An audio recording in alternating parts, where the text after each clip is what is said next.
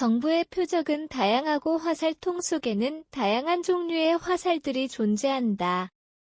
즉 사회 내에 존재하는 문제들은 다양하고 이를 해결할 수 있는 정부의 해결 방안도 다양하다는 것이다.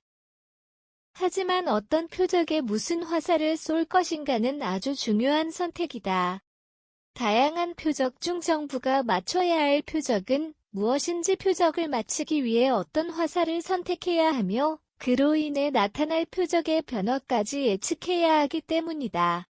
따라서 정부는 문제 해결을 위한 규제를 만들 때 규제 선택의 타당성을 판단하고 방식이 적절한지 나아가 결과가 효과적인지까지 평가 완료하는 것이 정부의 역할이라고 할 수 있다. 최근 일부 공기업의 수익성 악화로 민영화를 주장하는 보도들이 이어지고 있다. 공기업의 경우 정부의 투자 출자 또는 재정 지원 등으로 설립 운영된다. 국민의 세금으로 운영되는 공기업이지만 만성적인 적자와 적자를 유발하는 구조는 매번 문제로 지적된다. 뿐만 아니라 정부의 영향력이나 인맥을 통해 임원을 임명하는 방만한 태도는 국민적 공분을 일으키며 정부의 강한 영향력과 압박은 융통성 있고 유연한 적용이 어려워 급변하는 사회 상황에 대처하지 못한다는 약점을 내포한다. 그럼에도 불구하고 정부는 왜 문제 해결을 위해 공공기관 및 공기업이라는 화살촉을 잡아당겼을까?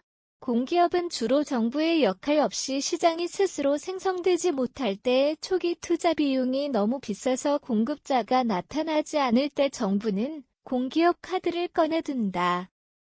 즉, 공기업의 영역은 수익성과 공익성이 공존하는 공간이다. 그렇다면 사회 문제 해결을 위해 해결책이 된 공공기관 공기업의 문제를 해결하는 것이 과연 민영화일까?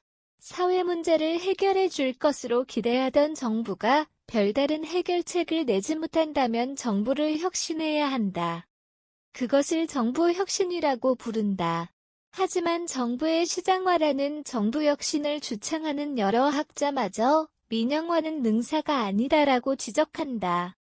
대부분의 사람들은 무사한 일에 빠지고 빚이나 만드는 공기업을 민영화해야 한다고 주장한다. 하지만 그들은 공기업이 가진 공익성에 주목하지 못한다.